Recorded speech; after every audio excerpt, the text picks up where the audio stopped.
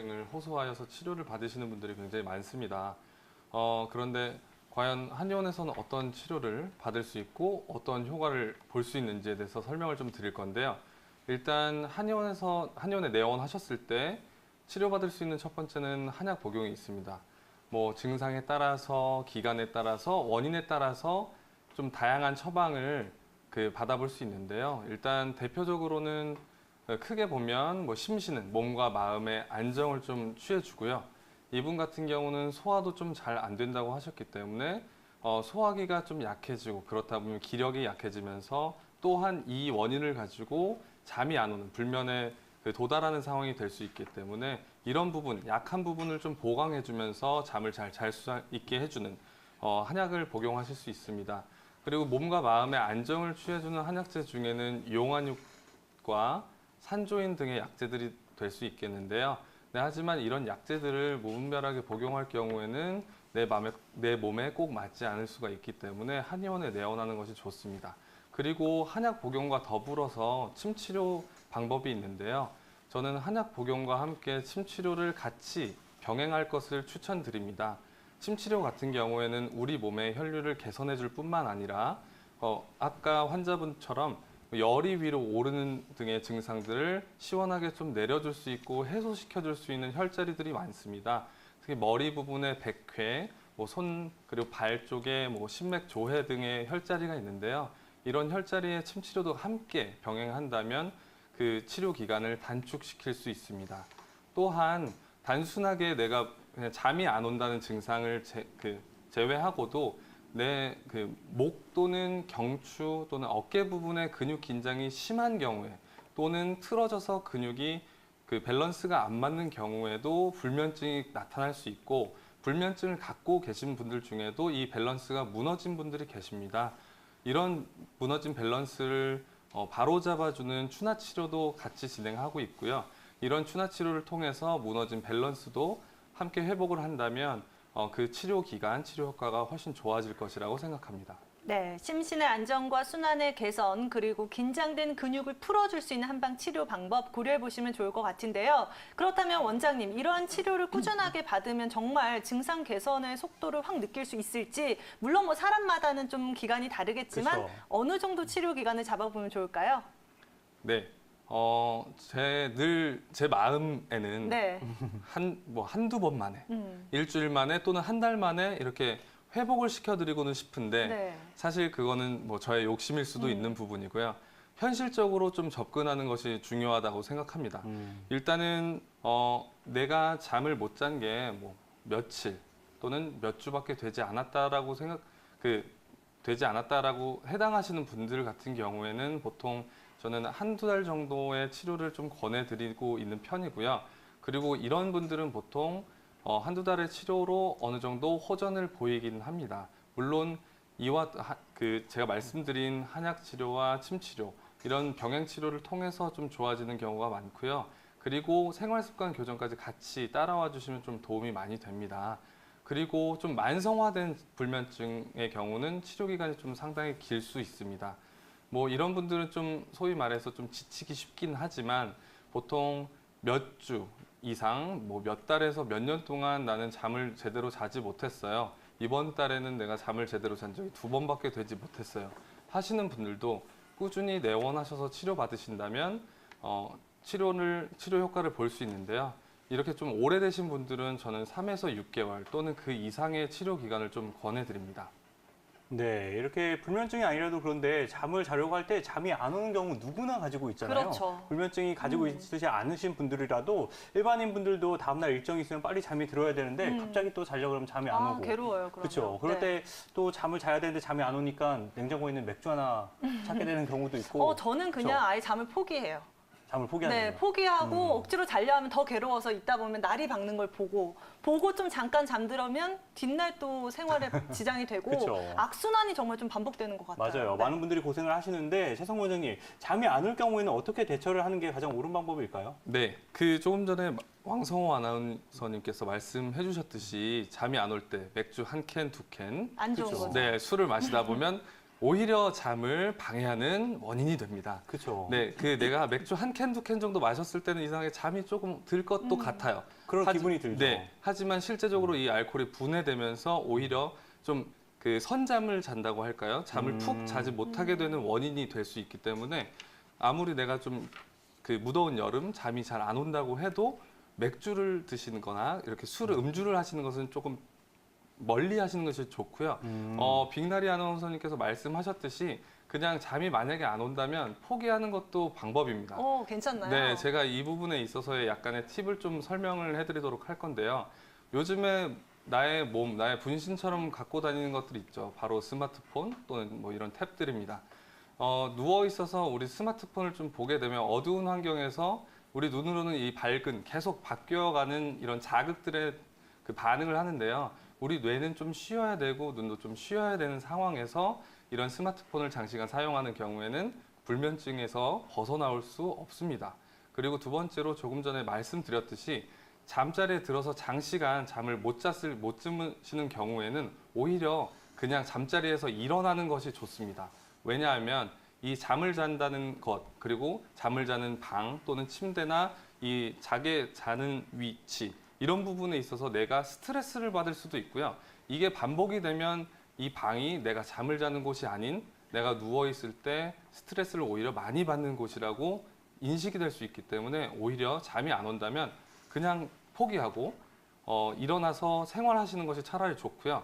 그러다가 잠이 온다면 그때 잠을 드시는 것이 좋습니다. 이 외에도 가볍게 좀 몇 가지 팁을 말씀드리도록 하겠습니다. 밤에 잠을 못 잤어요. 그러면은 낮에 잠이 오겠죠. 하지만 규칙적인 패턴을 만들려면 낮에도 낮잠을 청하지 않는 것이 가장 중요하고요. 그리고 규칙적으로 주무시는 것이 중요합니다. 내가 아무리 4시, 5시에 잠들었어도 7시에는 꼭 일어날 거야. 이런 식의 기상시간을 정해둔다면 처음에는 힘들겠지만 나중에는 이 불면증을 극복할 수 있는 생활 습관이 되겠습니다. 그리고 말씀드렸다시피 음주는 오히려 숙면을 방해할 수 있는 요인이기 때문에 음주 그리고 흡연은 잠이 안 오시는 분들은 오히려 조금 멀리 해주시는 것이 좋을 것 같습니다.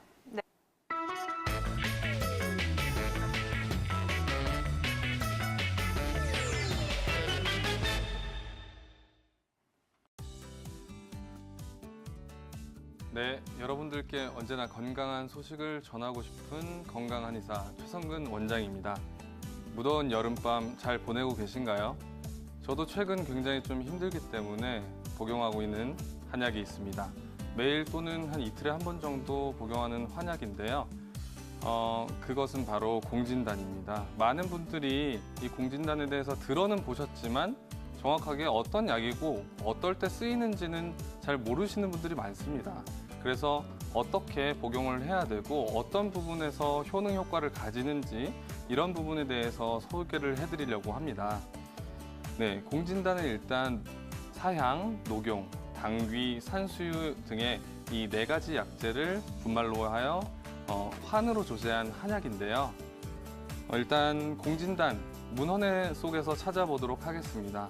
동의보감에는 날 때부터 허약한 경우에도 타고난 이런 원기를 좀 튼튼하게 해주고 우리 신수를 끌어올려주면서 올라가지 말아야 될 심장의 화를 내려주는 우리 몸의 순환과 대류를 이롭게 해주는 그 효능을 갖고 있다고 해서 온갖 병을 막아준다고 나와 있습니다. 그렇다면 이런 온갖 병을 막아준다는 공진단 약재 구성이 좀 궁금할 수 있는데요. 공진단은 대개 한 이렇게 4가지 약재로 구성이 되어 있습니다. 일단 가장 중요한 약재인 사향에 대해서 설명을 먼저 드리도록 하겠습니다. 이 사향 같은 경우에는 보통 사향 노루 한 마리당 한 20g 정도의 그 사향을 우리가 채취를 할 수 있는데요. 이런 20g 정도의 그 사향에서 조제할 수 있는 것은 공진단 200환 정도입니다. 이 사향에 대한 좀 효능 효과에 대해서 설명을 해드리면 일단 첫 번째로 중추신경의 활성화, 뇌신경의 안정, 그리고 혈류를 좀 촉진을 시키면서 가장 중요한 그런 효능인 계규작용을 갖고 있습니다. 우리가 막힌 곳을 좀 뚫어주는데 가장 으뜸되는 효능을 가진 약재 하나를 꼽으라면 바로 그것이 사양인데요. 이런 신경의 안정과 활성화 그리고 막힌 것을 뚫어주는 사양이 가장 첫 번째 약재입니다. 그리고 두 번째로는 녹용이 있습니다. 녹용 같은 경우는 근골을 보강을 해주고 빈혈이나 발육 부전이 있는 경우에도 이 부분을 좀 보충해주는 그 좋은 한약재인데요. 보약에 들어가는 주요 약재라서 이 부분은 다들 아실 거라고 생각합니다. 또한 녹용 같은 경우 면역력을 강화시키는 효능도 가질 수 있고요. 그리고 세 번째로는 당귀입니다. 당귀는 크게 보혈작용이라고 해서 혈액순환을 촉진시켜주고 혈액을 보충해주는 작용을 하고 있습니다. 그리고 마지막으로 산수유인데요. 산수유 같은 경우에는 기운을 보강해주고 특히 신장의 기운을 보강해주는 약재라고 할 수 있습니다. 이렇게 네 가지 약재가 배합이 돼서 기력을 회복시켜주고 흥분된 두뇌와 신장을 좀 안정시켜주면서 막힌 것을 뚫어주는 것이 바로 공진단의 효능이라고 볼 수 있겠습니다. 그렇다면 공진단 아무 때나 다 복용하는 게 좋은가요? 정답은 그렇지는 않습니다. 그 도움을 줄 수 있는 경우에 대해서 제가 나눠서 설명을 좀 해드릴 건데요.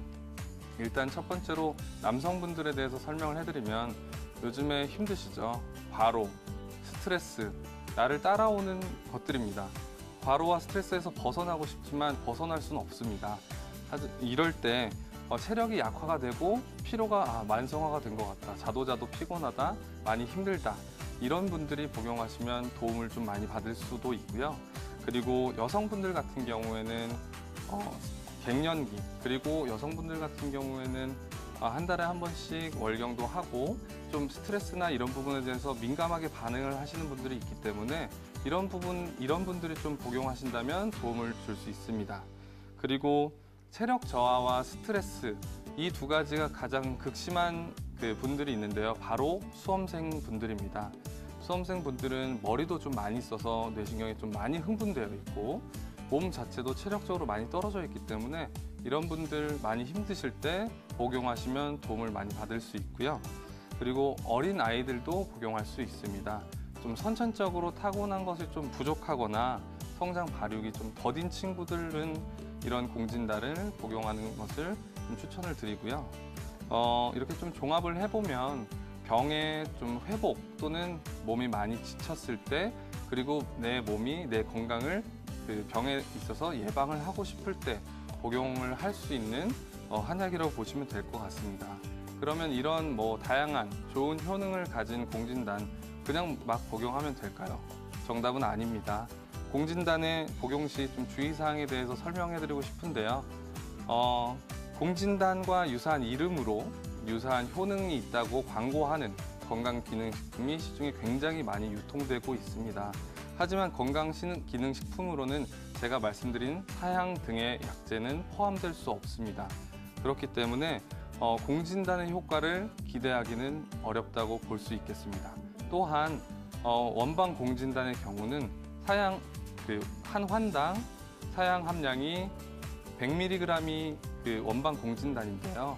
이런 사양 함량이 어느 정도 들어갔는지에 따라서 뚫어주는 효능, 막힌 것을 풀어주는 효능 자체가 차이가 날 수 있기 때문에 이런 부분은 잘 확인하시고 복용하시는 것이 좋습니다.